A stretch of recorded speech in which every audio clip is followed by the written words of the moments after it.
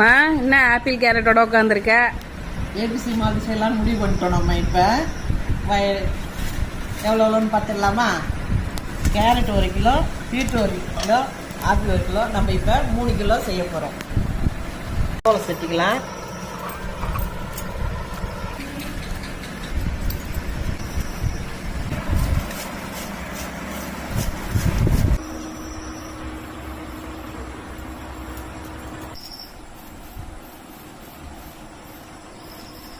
சொல்லுமா.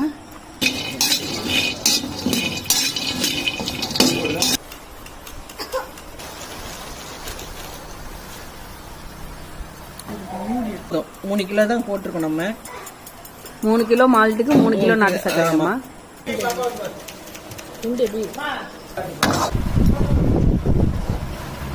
மிக்சியில் போட்டு ஓட்டிக்கலாம்.